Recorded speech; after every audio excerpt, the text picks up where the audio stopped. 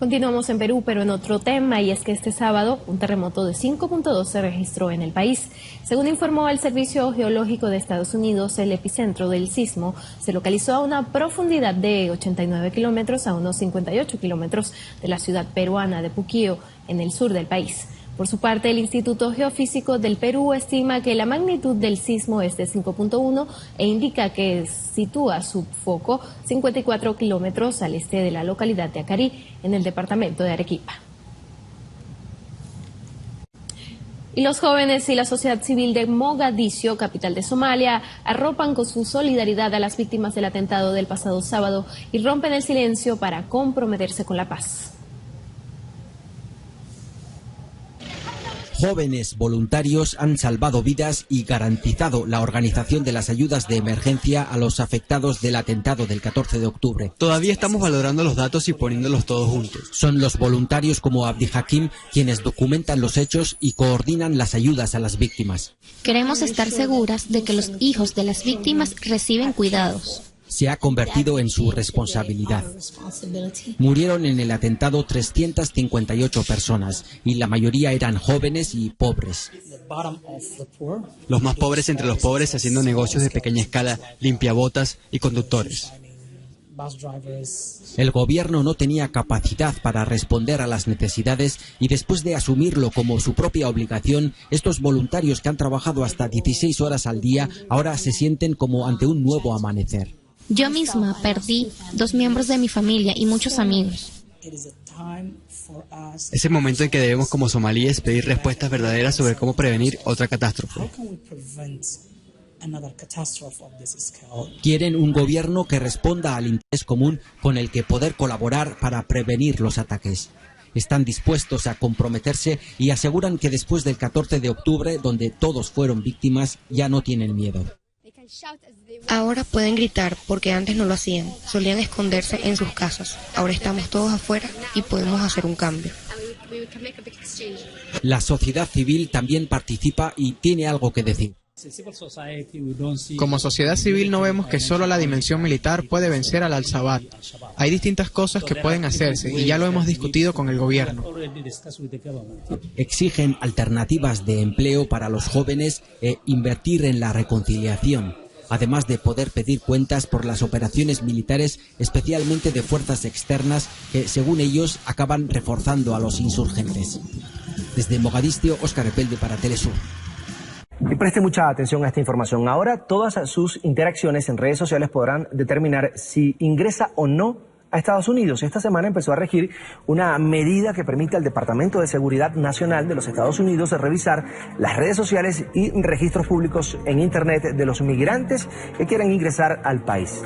Toda interacción y posteo que realice pues serán decisivos al momento de aprobarse el ingreso a la Unión Americana. No solamente los migrantes se verán afectados por esta medida, los residentes legales, los ciudadanos naturalizados y todo aquel que mantenga contacto con ellos podrían ser vigilados en la Internet. El gobierno asegura que el objetivo es cumplir con los cambios en el sistema electrónico migratorio y las regulaciones actuales.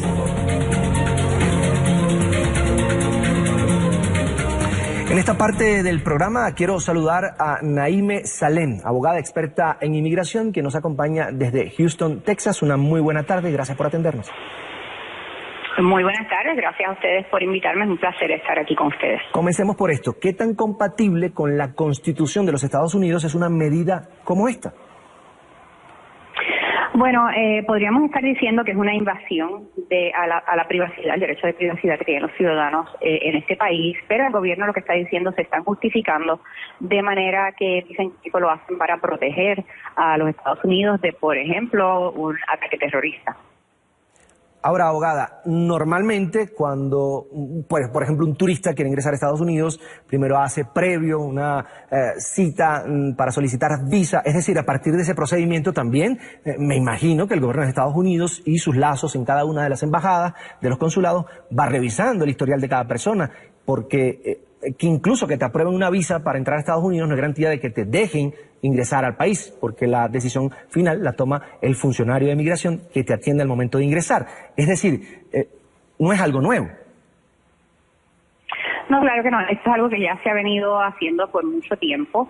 Hay como tú muy bien dijiste, tú tienes que pasar un proceso riguroso para que te den una visa, pero eso no significa que te van a dejar entrar a los Estados Unidos. Cuando tú llegas a un puerto en los Estados Unidos, ya sea por tierra o aire, tú otro tipo de escrutinio y el oficial que está ahí es el que va a decidir si tú vas a entrar o te van a regresar a tu país, o hasta podrías terminar con una orden de deportación, que te haría mucho más difícil poder regresar a los Estados Unidos. Te podrían cancelar tu visa también. Una de las cosas que ellos están utilizando, pues dirán, pueden tomarte las huellas y ver si has cometido crímenes desde el momento en que tú solicitaste la visa hasta el momento en que estás solicitando entrar a los Estados Unidos. Pero no solo eso, también pueden mirar tu celular, por ejemplo, pueden ver los textos que tú has estado intercambiando con amistades o familiares relacionados al viaje, a propósitos del viaje. Pueden mirar tus correos electrónicos también, pueden mirar tus páginas de medios sociales como el Facebook o el Instagram, y ellos se pueden basar en eso para decir si el motivo para el que tú dijiste que ibas a venir a los Estados Unidos es el verdadero motivo por el que estás viniendo. Si tú dijiste que venías como turista, ellos se quieren asegurar que tú vienes a pasear o quizás a visitar a un amigo, no que vienes a trabajar.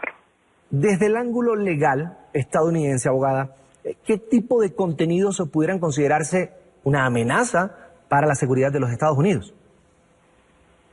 Bueno, una amenaza para los Estados Unidos, pues ya sea como mensajes en los que hablen de ataques terroristas o algún tipo de ataque a la nación. Esto lo hemos visto muchas veces, como se les ha prohibido a las personas entrar porque simplemente pues han visto un ataque, hasta no necesariamente que digan ellos que van a hacer un ataque terrorista, pero que por los comentarios acerca de, por ejemplo, que no les gusta el gobierno de la nación americana o están en contra de alguno de los presidentes. En el pasado se ha visto esto bastante, que se comentan simplemente entre amigos. A mí me gustaría, si tuviera el presidente de los Estados Unidos frente a mí, hacerle algo, y por esto le podrían negar la entrada a alguien. Por eso tienen que tener mucho cuidado con los comentarios que hacen, porque sí están siendo vigilados.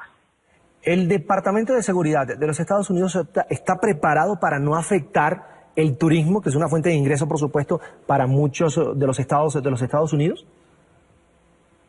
Esperemos que esto no afecte el turismo. Esperamos que simplemente pues las personas pues tengan un poco de cuidado en lo que escriben y que no se afecte, porque sería algo pues detrimental para la economía estadounidense. Ahora, abogada, recomendaciones de una experta en inmigración. ¿Qué no hacer antes o cuando se está preparando un viaje a los Estados Unidos, cuando se quiere incluso buscar trabajo en los Estados Unidos? Bueno, si vienen a buscar trabajo en los Estados Unidos y vienen con una visa de turista, pues saben que la intención de su visa pues no es la correcta. Si quieren buscar trabajo aquí en los Estados Unidos, tienen que solicitar una visa de empleo, visa de inversionista, etcétera, pero no podrían pedir una visa de turista si el propósito es de trabajo. Ahora bien, si vienen como turistas y hacen comentarios como el que te podría dar un ejemplo, que esta semana esta muchacha le dice a la amiga que va a estar 3 meses de sus vacaciones, una estudiante de medicina, y le dicen que simplemente, y la amiga le dice, bueno, puedes trabajar conmigo unos días en el lugar donde yo trabajo, y ella le dice que está bien. Esto lo toman las autoridades como una intención de trabajar en los Estados Unidos y quedarse, y por eso le cancelaron la visa. Así que tienen que tener mucho cuidado lo que escriben en sus textos, en sus redes sociales, y si tienen alguna duda de si eso les va a afectar o no, mejor que no lo tengan, que lo borren antes de entrar a un puerto en los Estados Unidos. Es Naime Salem, abogada experta en inmigración, quien nos acompaña desde Houston, Texas. Gracias por estar con nosotros, un placer. Hasta pronto. Un placer haber hablado con ustedes. Hasta luego.